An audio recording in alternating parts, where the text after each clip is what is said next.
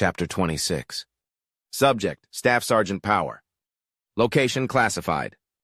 "Move, move, move!" I shouted as the hatch hissed open.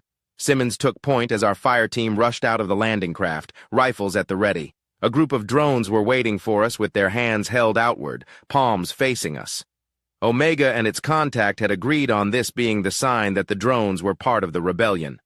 We moved past them, and 2 additional MARSOC fire teams joined us in securing a perimeter as Marines and crates began being unloaded from the shuttle. My team and I kept our weapons trained down the massive hallway to the shuttle's left, looking for any sign of the enemy force. However, further down the hall were other Marines doing the exact same thing we were. One of them treated us to a silly wave, and Simmons chuckled as he waved back. Soon after, though, a distant staccato of gunfire came from behind us. Omega had taken the Omni-Union's eyes and ears from them, so the odds of running into security forces were low, but it would seem that someone got unlucky. Every Marine was equipped with armor-piercing ammunition, though, so hopefully they would be fine. 3 rank-and-file Marines approached us and set down a crew-served machine gun. "All right, gents, we got it from here," one of them said. The Orion Firearms .60 caliber CS-3A machine gun was fairly new as far as crew-served weapons go. It was similar to the .50 cal M2HB, but the CS-3A was designed to be used against up-armored vehicles and unshielded shuttles. As such, the triggers were placed on the side of the weapon, and the ejection port is on the top, which allows the weapon to achieve a much higher angle of elevation in awkward positions. Because the ejection port is on the top, though, it's definitely not a weapon you want to be using without a Guardian suit. Once the gun was finished securing itself to the ground, the corporal and 2 other Marines took their positions and loaded it. It made a satisfying clunk as a fresh belt of 60 cal AP ammo was secured into place. I gestured to my team and began to look for an officer for further orders. "Got a mission for you, Staff Sergeant," Omega said, startling me. "We need to secure an FTL gate." "FTL gate?" I asked as a nav marker appeared in my heads-up display. "Yes. The Grand Vessel is massive, so much so that it would take several lifetimes to traverse it without FTL travel. It would be extremely inefficient to install FTL drives on each and every shuttle that the Omni-Union operates, so they utilize gates that maintain an FTL tunnel, for lack of a better phrase. We need to secure this gate system." "There are active FTL wormholes in this ship?" "Tunnel is a more accurate description, but yes.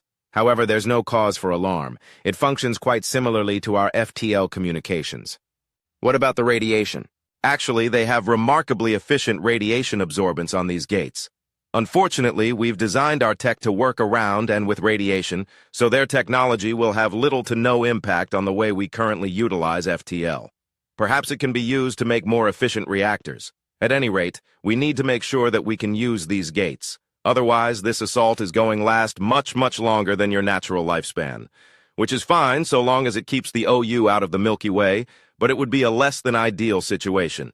"Understood," I said. I explained our mission to my team as the 2 fire teams that had secured the perimeter joined us. The leader of each team walked up to me and the rest of the Marines began to mingle. Their icons changed to indicate that they were now under my command. "They've got you as Alpha Team," Staff Sergeant Ramirez chuckled. "Guess that answers the question of who's in charge." "Good to see you again, Ramirez," I replied. "I've got Sergeants Hanson and Smith as well as Corporals Johnson and Simmons." "I've got all corporals," Ramirez said. "Escott, Fairmain, Fogg, and Wiseman." "Damn, you're lucky. I've got mostly boots," Gunnery Sergeant Kim sighed. "Corporal Dewey and Lance Corporals Guts, Langhell, and Quartermain." "Are they still trainees?" I asked. "Yeah, but they're towards the end of it. All that's left is to get them time in the pit." "That sucks," Ramirez laughed. "Imagine doing all this and then having to go through the pit." The pit, known to the rest of the galaxy as the Olympus Mons Marine Corps Training Base, hosts the final tests of various special operations programs, including the Marine Special Operations Command Program. MARSOC candidates were pitted, no pun intended, against trained wet-work operatives in a month-long survival simulation. The crater of the giant, long-dead volcano offers a wide variety of both simulated and natural environments to test the capabilities of potential MARSOC operatives. Honestly, surviving the harsh environments is the easy part. The hard part is the psychological warfare that candidates have to endure. There are 2 parts to these tests. The first part determines how well a candidate fails the impossible objectives they are given. The second part determines how well a candidate resists various interrogation techniques once they are inevitably captured whilst trying to accomplish their impossible objective. Many critics argue that the tests are barbaric and outdated. They say that there are many modern methods of testing a person's integrity and capability, and forcing trainees to risk their lives just to prove themselves is mere bravado. Honestly, they might be right, but the Marine Corps is as open to change as a mountain range. Plus, the results speak for themselves. "Well, at least they seem to be getting along," Gunny Kim said with a dark chuckle. I turned to find him staring at Corporal Simmons and Lance Corporal Quartermain. Their body language suggested a heated debate, but they were using point-to-point comms to do it. I could only hope that the discussion didn't end with Simmons getting yet another referral to species relations. We let the Marines mingle for another minute while we discussed our formation, then broke them up and grabbed the gear from the list Omega gave us. The least senior of each team was given a portable cover to carry. By the time we started to head out, the shuttle we had arrived on had been replaced by a new one with more Marines and crates. As we made our way down the cavernous corridor, the thud of our boots set me on edge a bit. In preparation for the invasion, we had swapped out our stealth gear for a standard loadout. I'd grown so used to the quietness of the R-8B Advanced Guardian suit that the R-8A kind of felt like wearing a cannonless tank. Despite the extra weight of the portable covers, we were able to move at a fairly rapid pace. Omega had sealed most of the security doors, so we rarely had to check intersections. Still, the closer we got to our destination, the more adrenaline pumped through me. This FTL gate thing is a vital objective, so vital that it needs to be seized as soon as possible. As such, Omega was forced to send units to do so. But why 3 fire teams? One well-armed and armored fire team is perfectly capable of forming a defensive perimeter that would be difficult to penetrate. 2 would be more reasonable, but most commanders would call it overkill. More than 2 means. We came to a stop in front of a door that was similar to the one we had to pry open during our last visit. Simmons nodded at Johnson, who placed detonation cord around the frame of the door. We formed up and prepared to breach on Simmons' mark. "Go!" he shouted. Johnson triggered the det cord, and a dull thud rocked the corridor as Simmons slammed himself into the door with the full weight of his Guardian suit. The sound of the door hitting the ground was immediately followed by the sound of lasers hitting energy shields. Simmons began to fire and seek cover as the rest of us followed him into the room. "Deploy the covers!" Gunny Kim ordered. Several of the VI platforms were standing toward the center of the room, flanked by 2 gigantic mechs. Sergeant Smith deployed the portable cover he was carrying, and the 3 other members of my team got behind it. I began making my way in their direction as I picked off the humanoid platforms to decrease the enemy's volume of fire. Just before I reached them, a vaguely familiar whirring noise made the hair on the back of my neck stand up. "Get down!" I shouted. I hit the deck a mere moment before a ball of plasma flew over me. A wave of heat managed to make its way through my suit's climate control, and my shields fizzled down to a quarter of their capacity. A sickening pop came from behind me as I focused my fire on the mech that hadn't launched its plasma, hoping to prevent it from doing so. My bullets pinged off of its armored torso and legs, but seemed to have some effect on its arms and joints. Once my mag went dry, I leaned on my side and grabbed one of the cubes hanging from my suit's cuirass.